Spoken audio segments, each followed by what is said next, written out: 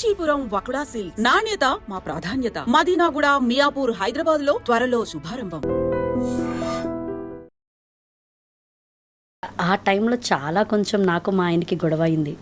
అందరికీ అవుతాయి కాబట్టి ఆయనకి ఏమంటే ఒక డ్రీమ్, ఆయన యూఎస్లో ఉండాలి, గ్రీన్ కార్డ్ తీసుకోవాలి, సిటిజన్ అవ్వాలి, అక్కడే లైఫ్ లీడ్ చేయాలి అని ఆయనకు ఒక డ్రీమ్. పెళ్లి చేసుకునేటప్పుడు ఈయనేమో అనుకున్నారు అలా అంటుంది, తర్వాత వచ్చాక ఇక్కడ అడ్జస్ట్ అయిపోతుంది అని అనుకున్నారు. నేను వెళ్ళాక బాగానే ఉన్నింది ఒక 7-8 months. తర్వాత ఏదో ఒక డిప్రెషన్ స్టార్ట్ అయిపోయింది నాకు. నా కెరియర్ మిస్ చేసుకుంటున్నట్టు, ఆ మేకప్ కిట్ అంతా చూసేటప్పుడు అయ్యో ఇదంతా ఇంత కొత్త కొత్త మేకప్లు అలాగే ఉంది, ఎప్పుడు ఖాళీ చేస్తారు అన్నట్టు. ఫ్రీగా ఉన్నప్పుడు నేనే మేకప్లు వేసుకొని కూర్చోవడము, ఇదన్నీ ఏదో ఒకలాగా అయిపోతున్నాను నేను. ఆ తర్వాత పాప పుట్టింది, అక్కడే పుట్టింది తను. సో తను యూఎస్ సిటిజన్. దాన్ని చూసుకోవడము అంతా అయింది. But still I was missing something. ఏదో ఒకటి అంటే ఇక్కడ ఏమో పెద్ద సాధించేశాను, నేను పెద్ద బిజీ యాక్ట్రెస్ అని కాదు, కానీ నా ప్రొఫెషన్ని నేను మిస్ చేసుకునేదాన్ని. ఇట్స్ నాట్ దట్ అప్పుడు అలాగా, but I love my profession. నాకు బట్ అప్పటికే మనోయజ్ఞం అయింది. మీరు చైల్డ్ ఆర్టిస్ట్గా బోల్డ్ చేశారు, సినిమాలు హీరోయిన్గా చేశారు. అప్పటికే చేశానండి, అప్పుడు చేశాను. So that's quite a bit కదా for you to miss it. అవును. చదువు ఎంతవరకు ఎలా ఫినిష్ చేశారు ప్రమోదిని గారు మీరు? నేను +2 కరెక్ట్గా చేశానండి. ఆ తర్వాత డిగ్రీని కరెస్పాండెన్స్లో చేసుకుందామని సిన్సియర్గా షూటింగ్ స్పాట్స్లో బుక్ తీసి ఇలా పెట్టుకున్నప్పుడు డైలాగ్ షీట్ ఇచ్చేవారు. ఇది అలాగే అట్లా క్లోజ్ చేసి పెట్టేసి డైలాగ్ షీట్. ఇదే మీ డిగ్రీ? అంతే అంతే అంతే. సో ఆ తర్వాత మరి ఇండియా వచ్చాక how did your acting restart? నేను రాగానే ఇమ్మీడియట్గా నా కన్నడ, నేను బెంగళూరుకి వచ్చాను, హైదరాబాద్కి రాలేదు. బెంగళూరుకి రాగానే ఫస్ట్ నా కన్నడ ఇండస్ట్రీ పీపుల్కి అంతా ఒక ఫోన్ చేశాను. వాళ్ళు కూడా అంతే వచ్చేసావా, మంచి చేసావులే. నాదొక అంటే సీరియలే స్టార్ట్ చేశాను రాగానే. పాయింట్ పరిమళ అని ఒక సీరియల్, సిహికై చంద్రు అండ్ సిహికై గీత అని వాళ్ళది ఒక పెద్ద ప్రొడక్షన్ ఉంది. వాళ్ళు గీత మేడం నన్ను చూసి వచ్చేసావా రా, నాదొక ప్రాజెక్ట్ స్టార్ట్ అవుతుంది, హీరోయిన్ ఓరియంటెడ్ సబ్జెక్ట్లో నేను క్యాస్ట్ చేసుకుంటున్నాను, చేయమని చెప్పారు. సో అక్కడి నుంచి నా కెరియర్ మళ్ళీ సీరియల్లో స్టార్ట్ అయింది. ఆ సీరియల్ వచ్చి ఒక 250-300 ఎపిసోడ్స్ పోయింది, బాగా హిట్ అయింది అక్కడ.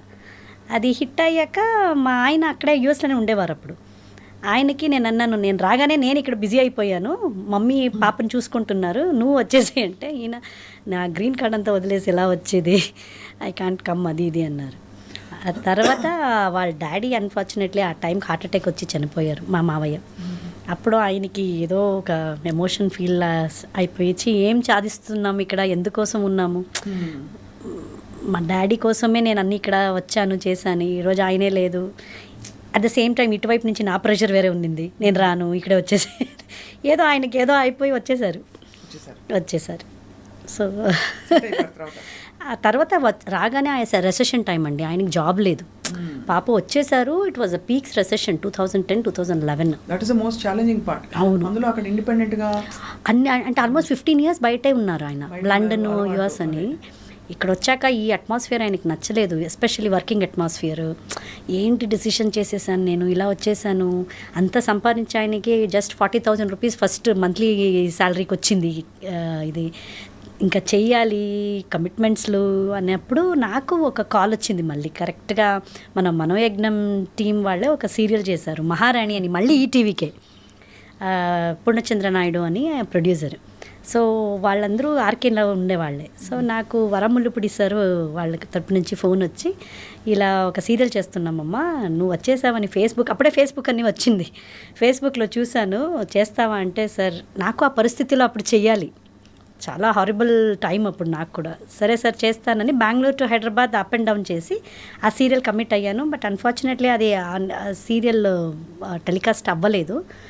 అక్కడ చూసి మళ్ళీ ఈటీవీ నుంచే భార్యామణి సీరియల్ నుంచి ఐ గాట్ అన్ ఆఫర్.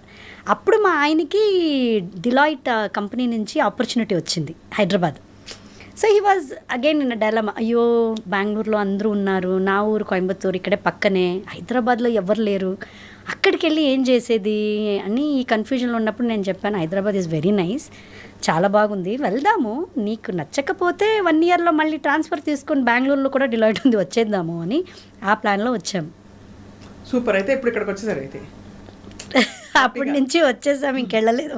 మీరు సినిమాల్లో క్యారెక్టర్స్ ఇప్పుడు వేస్తున్నారు రెగ్యులర్గా? ఇప్పుడు ప్రజెంట్ చేస్తున్నానండి బై గాడ్స్ గ్రేస్. మిమ్మల్ని యాక్చువల్లీ మీకు ఇంత యంగ్గా ఉన్నారు కదా, and your also looking very young. ఒకవైపు ఆఫ్ కోర్స్. సో మరి మదర్ క్యారెక్టర్స్ వచ్చినప్పుడు how did you handle the? అంటే మేబీ నాకు వచ్చే మదర్ క్యారెక్టర్లని ఎలా ఉందంటే సప్న గారు, ఇటు యంగ్ మదర్గా ఫస్ట్ చూపిస్తారు, తర్వాత నార్మల్ మదర్. ఇప్పుడు మదర్ అంటే మనకు వైట్ గ్రే హెయిర్ వేసి ఇలా అన్ని రింకిల్స్ అలాంటి ఏ మదర్లో ఇప్పుడు లేదు కదా, అన్ని గ్లామర్గా ఈక్వల్గానే కొడుకు లేకపోతే చాలు. అలా ఏం లేదు, ఎవరికైనా అంటే ఇప్పుడు కాస్టింగ్ చేసేటప్పుడు యాక్సెప్ట్ చేస్తున్నారు నన్ను యాజ్ అ మదర్గా. అలా ఎవరైనా కొంచెం ఎక్కువ ఏజ్ ఉన్న హీరోస్ అయితే కొంచెం గ్రేస్ ఇస్తారు ఇక్కడ. ఏ ఫిల్మ్స్ మీరు బాగా మెమరబుల్ మీకు? మంచిదంటే ఇప్పుడు రామం రాఘవం రిలీజ్ అవ్వాలండి. That is one of my best movie in my career అని అనుకుంటున్నాను. రామం రాఘవం. అందులో మీ క్యారెక్టర్ ఏంటి చెప్పరా? బ్యూటిఫుల్ క్యారెక్టర్ అండి, మదర్ క్యారెక్టరే. Samuthirakani sir wife character Dhanraj garu direction చేస్తున్నారు, ఆయన కొడుకుగా చేస్తున్నారు. ఆ సినిమా మీద చాలా ఎక్స్పెక్టేషన్ ఉంది, మంచి క్యారెక్టర్ అది. అందులో యాజ్ అ మదర్గా నేను ఇన్ని రోజులు చేసిన సినిమాకు ఈ ఒక్క సినిమా నుంచి నాకు ఒక మదర్గా ఇంకా కొంచెం యాక్టింగ్ అండ్ ఐడెంటిఫై అనేది చాలా వస్తుంది అని అనుకుంటున్నాను. ఎక్కువ ఎలాంటి సీన్స్ వస్తుంటాయి ప్రమోదిని? మీరు you're such a smiling bubbly girl. ఏడుపులేస్తుంటారు. అదే అలాగే అవుతుంది.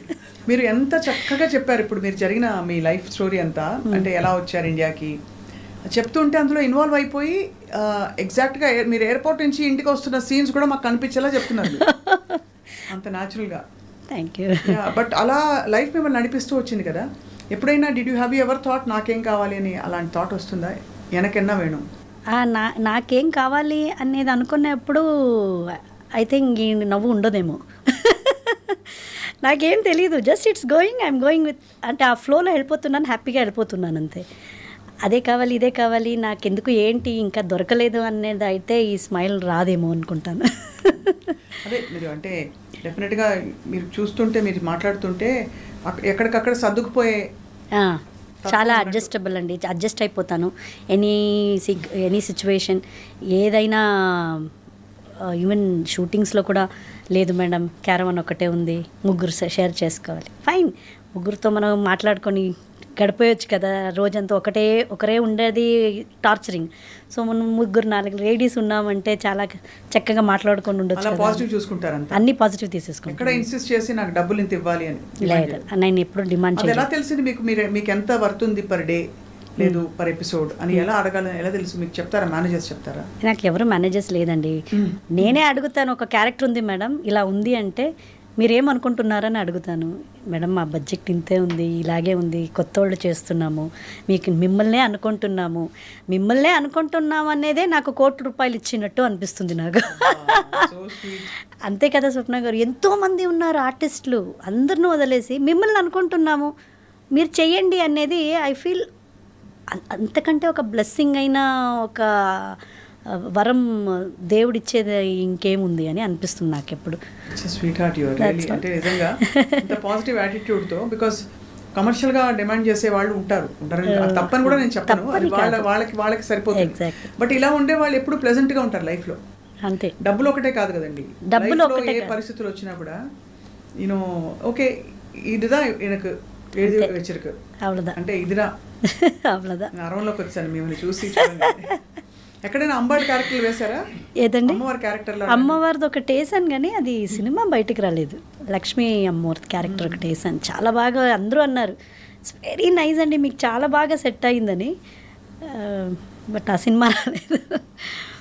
ఇంత మీరు ఒక కన్జర్వేటివ్ ఫ్యామిలీ నుంచి వచ్చి ఇండస్ట్రీలో ఇంతకాలం ఉన్నారు కదా ప్రమోదిని గారు, ఇబ్బంది పడ్డ సందర్భాలు ఏమైనా ఉన్నాయా మీకు? నాకు ఇప్పుడు దాకా పర్సనల్గా ఒక మేనేజర్ నా డేట్స్ చూడడము లేకపోతే రెమ్యునరేషన్ మాట్లాడడం ఇప్పుడు దాకా లేదు. డైరెక్ట్గా నాకు ప్రొడక్షన్ వైపు నుంచే కాల్ వస్తుంది. డైరెక్టర్ కొత్త వాళ్ళు అయితే డైరెక్టర్స్ లేకపోతే మేనేజర్స్ వీళ్ళే డైరెక్ట్గా ఫోన్ చేస్తారు. అమ్మ ఫ్రీగా ఉన్నారా ఈ డేట్లో అంటారు. ఫ్రీగా ఉన్నానండి, అయితే ఈ 2 డేట్లు లేదండి, ఏ సినిమా కమిట్ అయ్యారు అంటారు. ఇది ఉంది. సరే ఎవరు మేనేజర్ని అడుగుతారు, వీళ్ళండి. సరే మేము మాట్లాడుకుంటాం.